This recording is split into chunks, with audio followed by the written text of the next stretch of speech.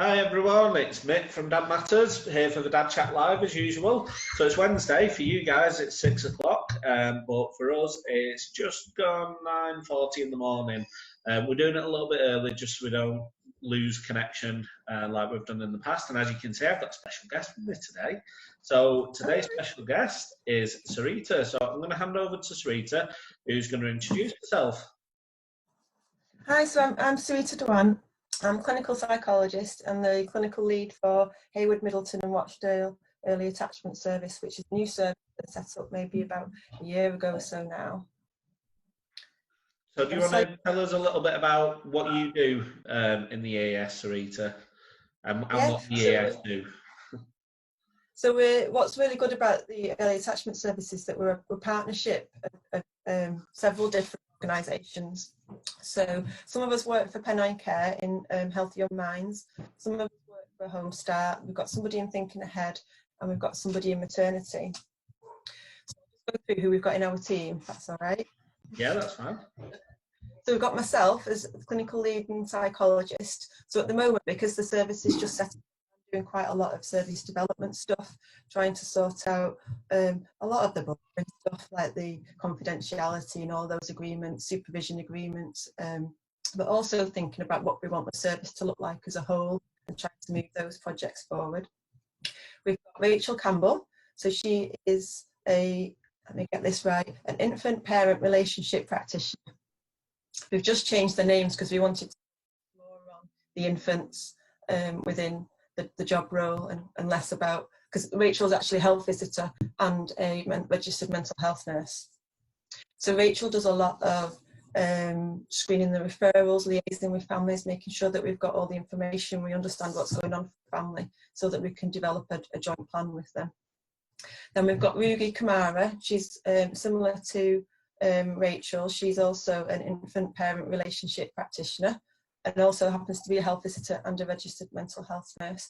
And she does similar to what Rachel does. The difference between their two roles is kind of their links with other services. So Rachel takes the lead on supporting our health visitor colleagues and Rugi takes the lead on supporting our mental health, adult mental health colleagues.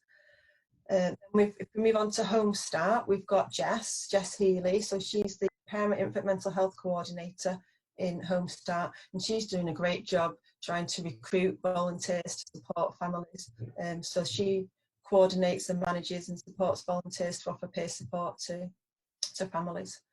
Then in Thinking Ahead, we've got Gillian Higgins. So she's clinical specialist in parent infant mental health. We've all got very fancy titles. So she does a great job supporting the colleagues and Thinking Ahead. So they're kind of like our psychological therapies within Hayward, Middleton and Rochdale. So they'll work with parents who have got difficulties, anxiety or low mood, or really struggling with the birth experience and what that might have brought up for them, and that might be having an impact on how they're getting on with connecting with their baby. And then lastly, I always forget some people. We've got Michelle Howland. So she's our mental health midwife. So she works within maternity. So she takes the lead on supporting families during pregnancy to make sure that the right services are involved. Oh, I did forget one. Don't tell her. Lisa, our admin. So she works within Pennine Care and she's amazing. She's just absolutely rolled with every weird and wonderful thing that I've been asking her to do lately. Yeah, that's all of us.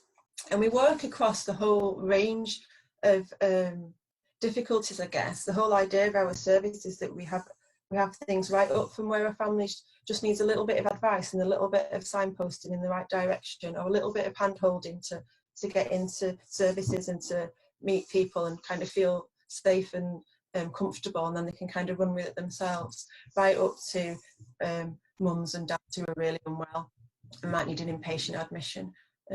So the idea is that we're supporting families across that whole range of difficulties. That's excellent. Sounds like you've got a lot on your plate then, in terms of the areas that you're covering, the variety of patients that you would see. So in terms of your work and Dad Matters, how do we fit in with your work then? So we're really lucky in Rochdale because we've got you, Mick. So you've not been in post that long. When is it November time you came in? October, start of October, so about 6 months. Actually, when you say it, it does feel like a long time, but it doesn't feel like we've been with more us than 6 months, long. yeah.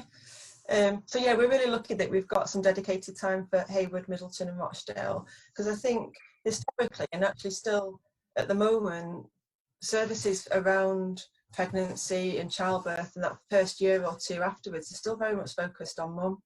But dad's a real key player in that. They're a key part of the family, and they're also a key part of support for mums, and a key relationship that infant will have. So we're trying to, with yourself, promote, I guess, the role of dad within the family, giving dads a voice, helping dads understand what's needed for them, and that they can kind of step forward and say, hang on, what about me? So when we're working with families, we're always thinking about the whole family, and I guess not just dads as well, extended family. So it might be, grandparents are quite heavily involved. So we'll work with whoever it seems sensible to do so. So if we know of a dad that's struggling, or just feeling a bit left out or on the side and not really getting the attention that they might need, we'll include them in conversations and have a think about how they're experiencing being a new parent or being a parent for second, third, fourth time, and what it's like potentially supporting maybe mum who might be struggling as well. So if we do identify that they've got that a dad might be needing their own stuff, we'll have a think about who might be most helpful, who might be the most appropriate person to support them with that. So it might be yours, it might be myself or Rachel or Rugi within the Pennine Care Healthy Your Minds bit of our service, or it might be that we think about Home Start, or thinking ahead, they might need their own time for themselves, so what's going on now or what might have gone on in the past that's being brought up by becoming a parent again. And then of course you, and I think a lot of dads are much more likely to speak to yourself. You've got a different approach, I think, than we can have within some of the more NHS type services. So we'd always have a conversation with dad and think about what would they like to do. And then if we are thinking about a referral to another service such as yourself or thinking ahead, we'll have a think about whether they want to do that themselves, because for all three of those services, for Dad Matters, Thinking Ahead and Home Start, you can all self-refer. So we just have a think about whether you want to do it yourself or would you like us to do that on your behalf. Yeah. You find a lot of dads are probably quite stubborn where it comes to self-referral as well. They'll say they do it, but don't always do it. But yeah, you mentioned. And I don't think that's just dads. True, yeah. You mentioned our approach being a little bit different, because obviously we tend to deal with dad on a dad level because we're dads ourselves. That's why we do this job. So we're not coming from that clinical angle, say, that yourselves would be coming from. We're much more sort of peer supporting that dad to get through what he needs to do, and we act as more of a signposting guide. So we'll obviously share our opinion with dad on what we think is the best for him, and then we'll help get them access to the services that they need. So yeah, it's great that we're able to link in with you, and having each other as a support network's massive, because like you say, dads often get overlooked around the whole pregnancy and early period of baby's life. So yeah, it's just good that we can link with each other, and hopefully it'll grow nicely over the next few years, which will be excellent. So moving on to this week. This week is Maternal Mental Health Week. So I know you're doing a lot of work over at EAS around this, doing a lot of events and things. Maybe you want to explain a little about what Maternal Mental Health Week is and then the kind of things that you're doing. Yeah, so the aim of the week really is to promote awareness of mental health in mums, thinking about kind of the importance of that, and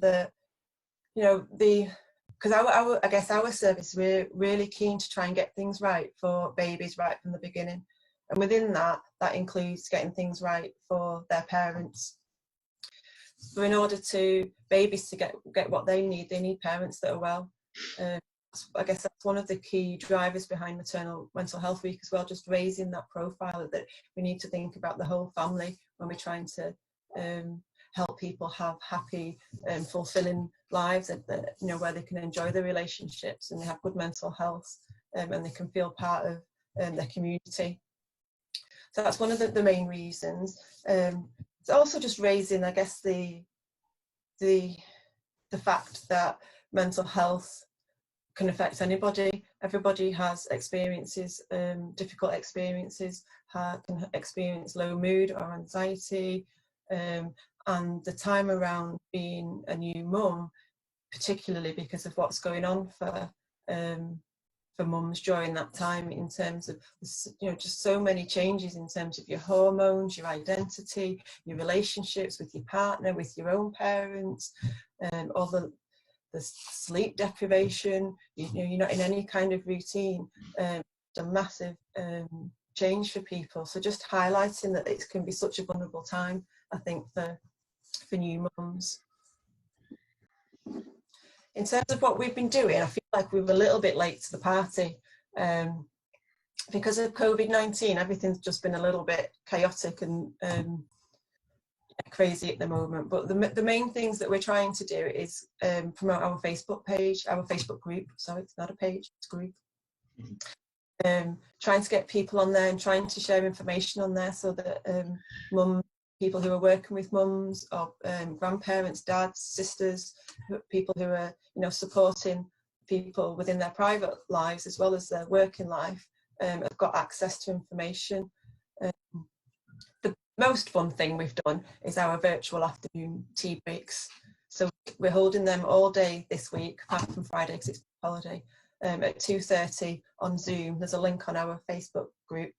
And that's been really nice, just to speak to mums that are, particularly this time, because, you know, we've had mums on there and they've just not seen anybody else because we're all having to social distance, and they're at home with, you know, 2 babies under 3, trying to cope with it by themselves. So it's been really nice just to connect with them and to hear other mums supporting other mums and sharing advice. So we're hoping that we'll be able to carry on offering that, maybe weekly or fortnightly. We'll have a think with whoever's on there to see what they think would be helpful. Yeah, that does. It sounds really good. I know obviously we're on Zoom right now. There's loads of stuff going on virtually.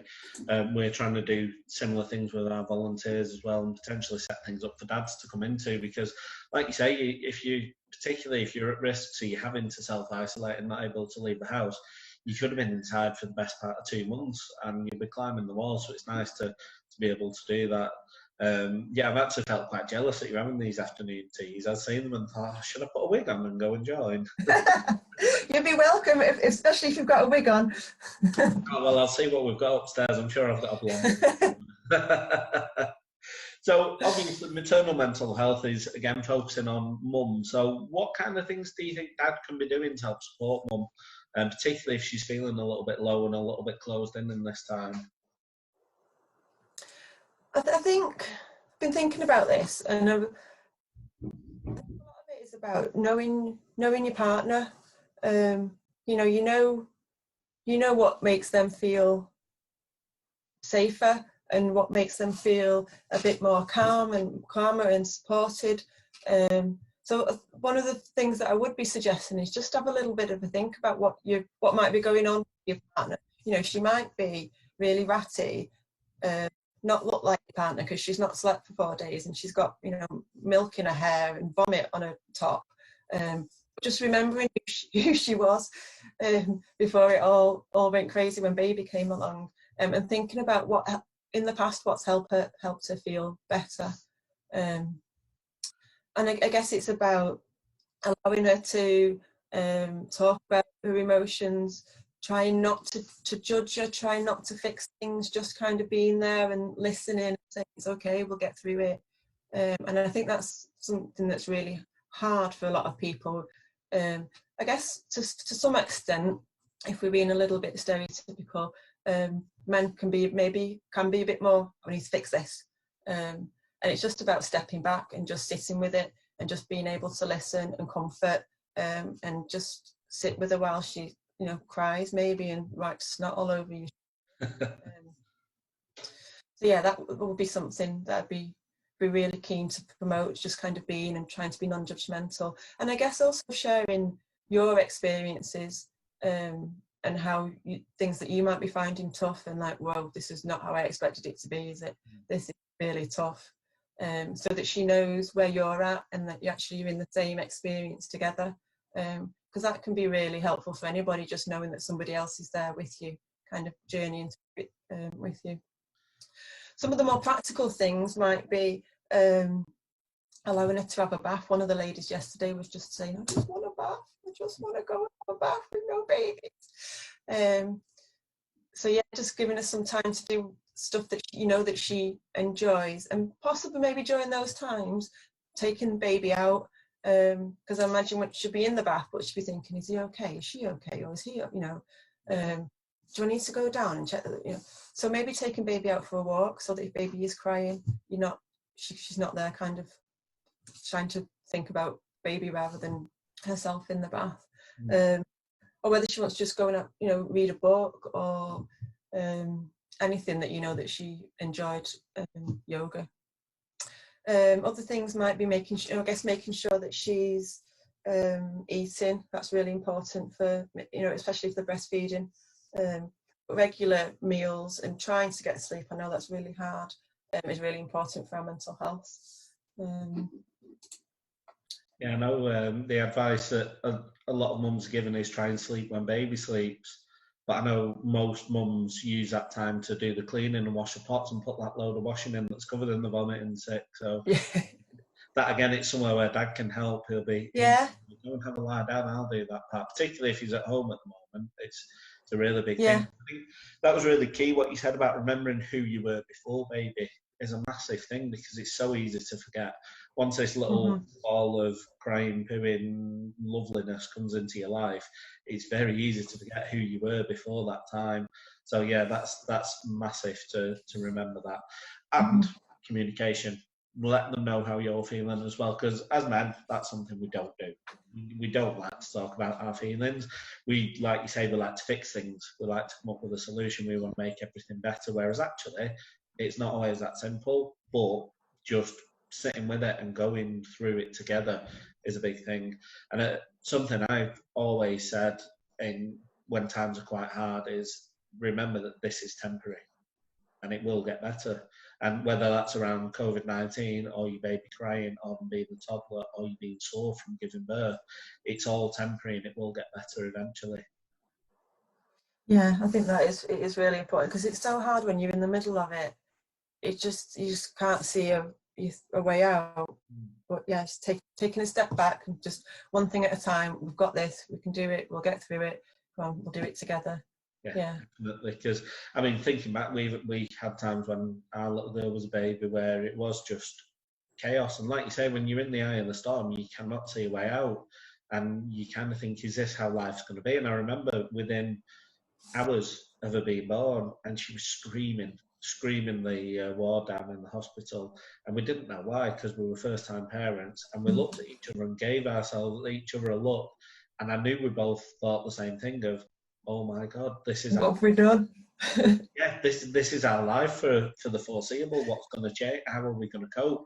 And it was that fear, that absolute fear of, you stood on the train tracks with a train approaching, you kind of feeling, but you get through it, and it's, you can make it work. And there's so much support out there as well, that just, as I say every week, just hold your hand up and say, I'm struggling, I need help, and that will get you the help that you need.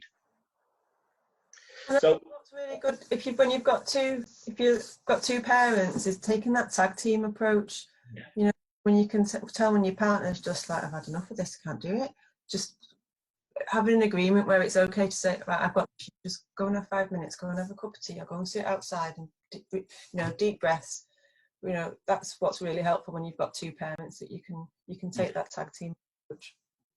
Definitely, yeah. Sharing the load's a big thing, and while dads are at home, then make the most of it, because you won't get that time back either. No, and you'll look back on it really fondly, even if at the time it feels crazy, chaotic, and like the most mind-blowing thing you've done. You'll look back on it fondly and think, God, I remember them times. So yeah, it will create good memories. Trust us. So in terms of if your dad is, actually, one question we get asked a lot is, how do I spot signs of postnatal depression in my partner? So a lot of dads don't really know what to look for, and it can be a case of they'll maybe ignore it or not act on what they should do early enough, to the point where it gets to a stage where they do need a lot more serious help. So what are kind of the signs that dads can look out for?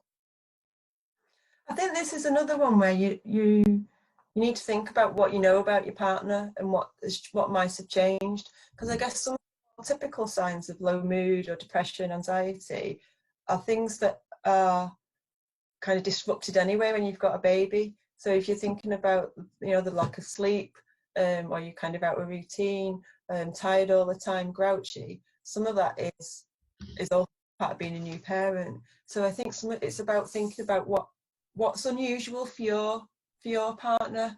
You know, are they really, really tearful and all the time, and that's not quite how you expected them to be after baby came along? Are they struggling to bond with the baby? Are they finding it hard to be around baby? Are they not particularly talking to baby? How do they kind of avoid wanting to feed or change nappies, or just kind of get involved with your baby? The other thing is, I guess, kind of withdrawing a bit, not wanting to connect with other people, not wanting to go out, wanting to kind of hide away, which might be a little bit more tricky to pick up at the moment because we can't go out. But I guess if you think, before baby came along, was mum WhatsApping family and texting, you know, sisters, mum, friends, whoever, is that kind of changed? I guess there's something around just their kind of outlook and their kind of perspective. Are they feeling really hopeless at the moment? Are they being really negative? Are they struggling to enjoy activities, whether that's around the baby or whether it's when baby's gone to sleep? Are they not kind of the same in the sense of having that more positive outlook in life? Have they lost a sense of humour? I guess some of the more what we call cognitive ones of when our mood dips or when we're anxious and our brain systems are all changing, it changes our sense of time. We forget things. It's really hard to problem solve. Some of the more kind of cognitive bits where they might kind of just not remember what they've done in the last 5 minutes because the brain systems have gone offline. What else might you pick up? I guess whether they're excessively worrying about the baby, whether the baby's, you know, the physical health, or whether they're clean, or whether they're okay. Are they preoccupied with that? I think to some extent, again, you are as a new parent. You know, you sit there and you watch your baby for an hour, just making sure that they're still breathing. Yeah. But I guess it's that to a bit more of an excess where they can't let that go and they can't have moments where they can kind of switch off just for a little bit. I guess there's more obvious signs when we're thinking about more mental illness. So you might have very obscure behaviour. You might have them having kind of quite unrealistic or delusional thoughts about things, that people might be coming out to get them, or somebody's coming to get the baby. But that they tend to be a little bit more obvious to pick up. And I guess it's just, if you are worried at all, just pick up the phone and chat to somebody, whether that's a member of your family or whether it's one of us guys. It's better to check it out and to have a think about it with somebody. Yeah, definitely. And I suppose that leads nicely into the next question of what services are available. If dad's worried about mum, who should he contact? Who does he go to? Because that, again, is a big thing for dads, is knowing where they need to go. Because if they don't know, they potentially won't try and solve it. So what services would you recommend?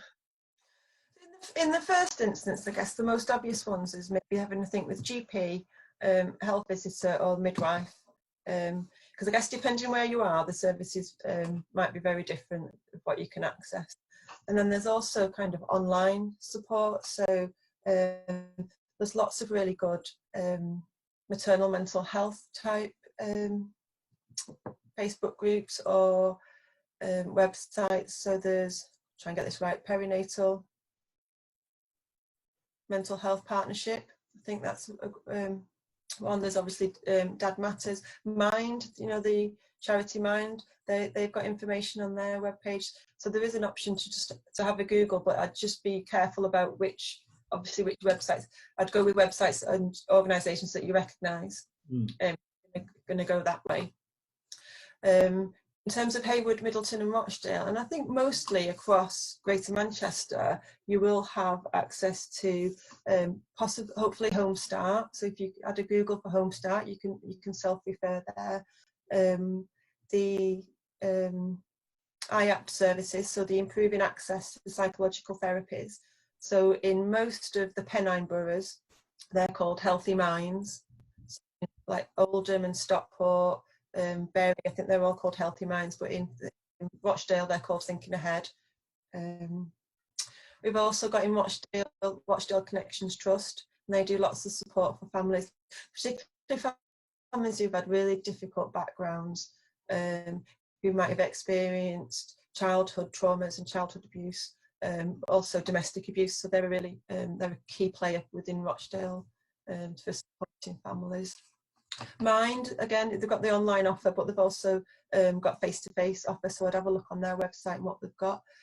Children's centres, at the moment, most areas have got key children's centres still staffed, so you can, if you go online, they've usually updated their website to let you know which children's centres to ring for in your area, and you could get advice from them.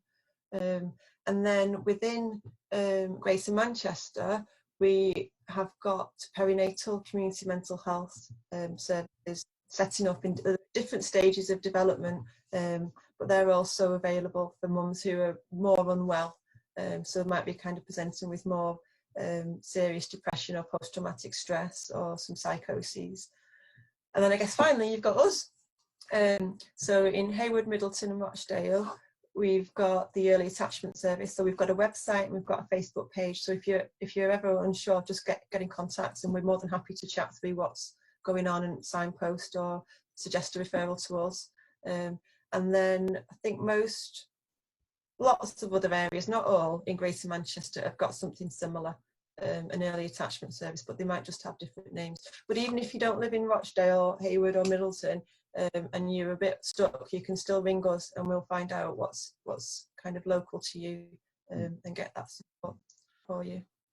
Yeah, I think that's key as well, is everybody is keen to help. So even if you're not from the area, even if you're outside of Greater Manchester, contacting us, we will still find that help for you. Because as Sarita's just explained there's so many different organisations and groups out there that are there for you and there to help, and you don't always realise it there. But the key one, going back to the first one you mentioned, GP, midwife and health visitor, and health visitors are a huge one. Dads tend not to realise that health visitors aren't the same as midwives, they just kind of pool them all in as one. But your health visitor, you're their patient as well. The whole family unit is a health visitor's patient. So anything that you need in terms of your baby, your partner, yourself, get in touch with your health visitor and they'll be able to point you in the right direction, even if it is just a case of saying, here's a website, here's a phone number, contact them. They will know exactly where's best for you. So yeah, I would suggest that's a definite early place to go to as well. So yeah, I think we've covered everything there, haven't we? Super. But that was really good. Well, thank you for popping along today, Sarita. Before you do go, Kieran's been in my ear a little bit to mention something for the last few weeks, and it's just, I'm going to mention it and then you can either back me up or dispel the myth, and it's about mittens on babies. Because we're seeing a lot of pictures of babies in mittens, particularly babies crying, and parents potentially getting distressed that they can't stop the baby crying or they don't know what to do. A big thing is the mittens are basically in the way. They're stopping baby being able to soothe. Generally, mittens are on so the baby doesn't scratch the face, whereas actually babies need to touch their face to soothe. They might want to suck on the fist or the fingers as well, just to help them soothe. So if you can, take the mittens off and just keep the hands free, let them explore and discover. Which, like I say, something Kieran's been keen for me to get across these last couple of weeks. So hopefully I'm right in that, Sarita. Can you back me up on that one? Definitely, yeah. I mean, the sucking action is one of the most regulating actions that babies can have, and actual adults use it as well, you know, at some points. So it changes the chemicals in the brain and it helps the baby be able to regulate their systems. So yeah, it's absolutely key that they have got access to their hands to suck on them. And it, you know, if you think about if you were distressed and you had one thing that you knew that might make you feel better, but you were prevented from having that, it would be really frustrating. And I guess it doesn't allow them to develop those skills to be able to self-soothe and to know that actually things are okay. I can settle, I can kind of soothe myself. So yeah, I would definitely be advocating for mittens off. Yeah. It's like trying to drink a beer with the lid still on the bottle. It's going to be frustrating trying, isn't it? Yeah. So, yeah, get the mittens off, let baby soothe themselves a little bit, and just let them discover and explore what's going on in the world. Brilliant. Well, thank you for backing me up on that one. So, yeah, I think that's everything. We've covered everything nicely, so we'll leave it there for this week. Thank you for sparing some time for us, Sarita. We'll share links to your Facebook group as well, so people can come along and have a look at what's going on. And for everyone else, we'll see you same time next week. Thanks all. Super. Thank you. Bye.